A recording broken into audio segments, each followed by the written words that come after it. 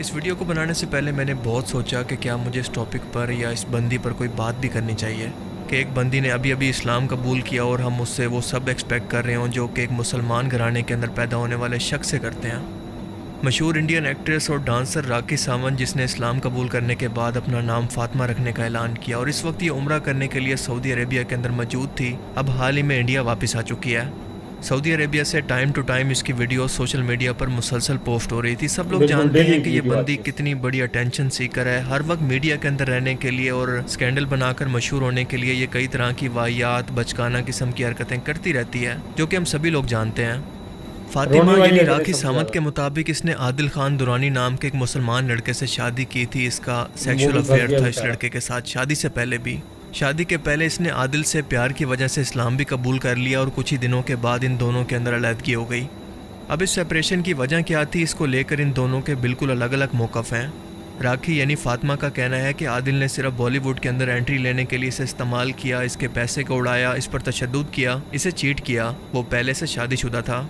मेरे साथ मतलब पूरा होने के बाद इसने मुझे तलाक देकर छोड़ दिया। इसके घर वालों ने मुझे कभी भी कबूल नहीं किया। जबकि आदिल का कहना है कि हम दोनों के दरमियान शादी के बाद से ही मामलात अच्छे नहीं थे। मैंने ये ताल्लुक़ ख़त्म करने के लिए तलाक का कहा तो उल्टा राखी ने मुझ पर तशद्दुद किया और मुझसे शादी के वक्त भी ये किसी रितेश नाम के लड़के से पहले से शादीशुदा थी। देखें, अब इस तमाम कहानी के अंदर सच्चा कौन है और झूठा कौन, हमें इससे कोई सही मतलब बात नहीं है, है। इनकी कौन सच पर्सनल कह रहा है लाइफ कौन है। झूठ हमारा कह रहा है, कंसर्न कुछ ये है कि इस्लाम लाने के बाद राखी सावंत ने, जिसे बॉलीवुड के अंदर ड्रामा क्वीन कहा जाता है, क्या ये इस्लाम ड्रामा को पे। सिर्फ एक पब्लिसिटी स्टंट के लिए इस्तेमाल कर रही है या फिर वाकई ये दिल से इस्लाम कबूल कर चुकी है? क्योंकि इस बंदी की हरकतें आपको कंफ्यूज कर देंगी कि मीडिया के अंदर तो एक तरफ ये कहेगी कि इस्लाम बुरा नहीं है बल्कि आदिल जैसा मुसलमान बुरा था, मैं तलाक के बाद भी मुस्लिम हूँ, तो दूसरी तरफ इस्लाम लाने के बाद भी वही वल्गर लाइफस्टाइल, हिंदू मंदिरों के अंदर जाकर पूजा मंदिरों करना, में भी जाते दरबारों पर जाकर चादरें चढ़ाना, खाना काबा के सामने जाकर रोते हुए ये वीडियो डालना कि आदिल ने मेरी ज़िंदगी ख़राब कर दी है, मुझे इंसाफ चाहिए, ये ड्रामा करके पूरी दुनिया को रोते हुए दिखाना। मस्जिद नबवी में लोगों के साथ सेल्फियां खिंचवाना जैसे कोई बहुत बड़ी मुस्लिम रोल मॉडल हो, यानी मुस्लिम ऑडियंस से हमदर्दियां समेटना। इन दोनों चीज़ों के दो रुख हो सकते हैं। एक तो ये कि अवाम को देखो यार, जानबूझकर हद है इस्लाम यार। कबूल करके पब्लिसिटी स्टंट करके ड्रामा करके ख़बरों के अंदर इन रहना चाहती है क्योंकि तलाक के बाद इसके पास कोई टॉपिक ही नहीं बचा। और बॉलीवुड का जो भी बंदा ख़बरों से या फिर न्यूज़ से आउट हो जाए तो उसको कोई बॉलीवुड के अंदर पूछता भी नहीं है। इन्हें इनकी मशहूरी के हिसाब से मुआवजा मिलता है। और हिंदू मुस्लिम तो वैसे भी इंडिया के अंदर हर वक्त ट्रेंडिंग पर ही रहता है। सही और बात। दूसरा ये कि ये दिल से इस्लाम तो कबूल कर चुकी है, मगर इसे किसी ने इस्लामी तालीमात और दीन को ठीक से समझाया नहीं है कि दीन इस्लाम सिर्फ अपना नाम बदल लेना या फिर ख़ुद को उम्रा के दौरान कवर करने का नाम नहीं, बल्कि पूरा एक लाइफस्टाइल है कि अल्लाह के हुक्म के मुताबिक कैसे ज़िंदगी गुजारनी है। बॉलीवुड की कई मशहूर शख्सियात ने इस्लाम कबूल किया और कई पहले से मुसलमान थी, मगर जब इनको हिदायत मिली तो उन्होंने ना सिर्फ इस इंडस्ट्री को छोड़कर अल्लाह के रास्ते पर चल पड़ी, बल्कि पीछे मुड़कर भी कभी नहीं देखा। पर मैडम को दोनों कश्तियों के अंदर सवार होना है, दोनों तरफ के मज़े लेने हैं। सही बात। देखें, जब भी आप किसी इदारे के अंदर शामिल होना चाहते हैं, मिसाल के तौर पर आप फ़ौजी बनना चाहते हैं, तो हर इदारे के कुछ असूल, ज़ाब्ते, कानून होते हैं जिनको आपको फॉलो करना पड़ता है, वरना आप एक फ़ौजी बनकर फ़ौज का हिस्सा नहीं रह सकते। बिल्कुल इसी तरह से इस्लाम एक पूरा ज़िंदगी गुजारने का तरीका है। इसके अंदर भी अल्लाह के कानून मौजूद हैं, हलाल हराम, जिन्हें हम शरई कानून कहते हैं। एक मुसलमान के लिए जायज़ नाजायज़ की तालीम मौजूद है, जिसके बगैर कोई भी शख्स नाम का मुसलमान तो हो सकता है पर असल इस्लाम से इसका कोई ताल्लुक़ नहीं। जिस शख्स ने इनको इस्लाम कबूल करवाया, इन्हें चाहिए था कि इस्लामी कवानीन के मुताबिक इनको कुछ तालीम भी देता कि इनको इस्लाम के बताना अंदर चाहिए क्या था कुछ बिल्कुल। हलाल है, एक मुसलमान के लिए क्या कानून है, क्या ज़ाब्ते हैं। खाना काबा मुसलमानों के लिए सबसे मुक़द्दस इबादत की जगह है। यहाँ पर आवाज़ ऊंची करने की भी इजाज़त बेशक। नहीं, और वहाँ पर बैठकर इस तरह के ड्रामे करके दुनिया को दिखाने का क्या मकसद है। इबादत तो बंदे और अल्लाह का मामला होता है कि आप जो चाहें अल्लाह से मांगें, जैसे चाहे इबादत करें, लेकिन इसे सोशल मीडिया पर डालकर रो रो कर ख़बर बनाना क्या इस मकाम की तौहीन नहीं है?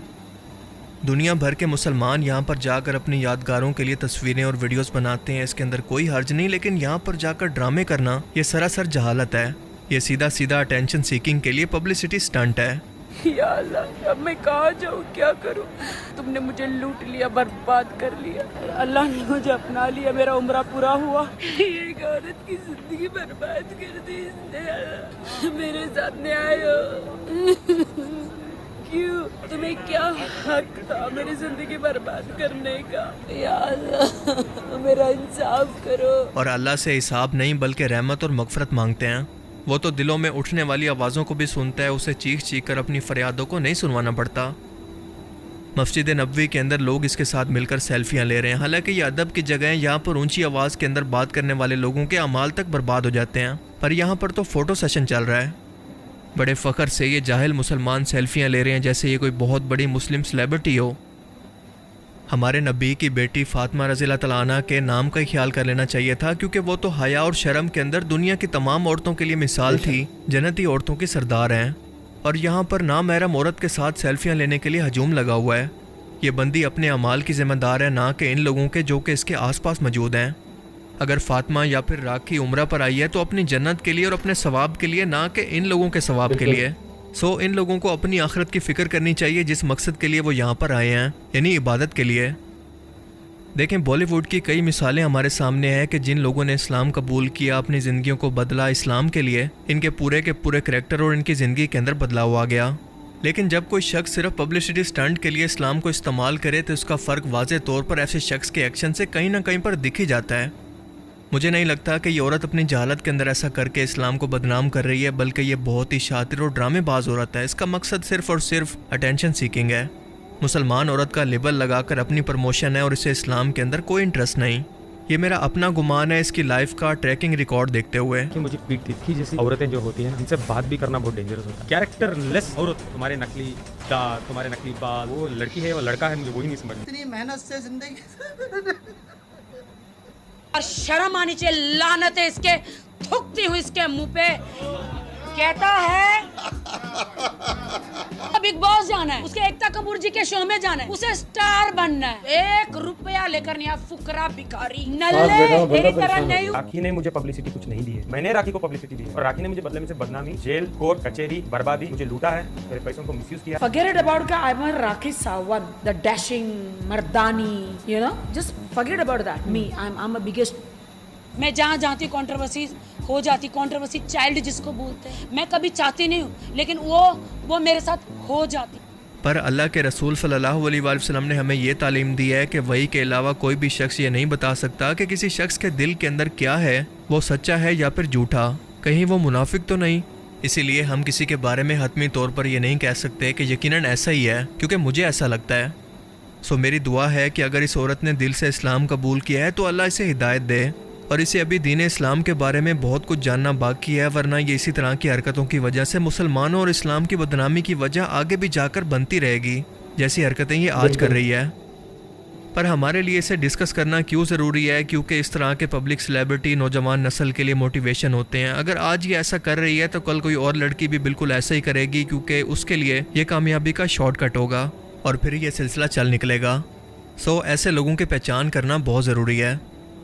बाकी आप इस बारे में क्या सोचते हैं? अपनी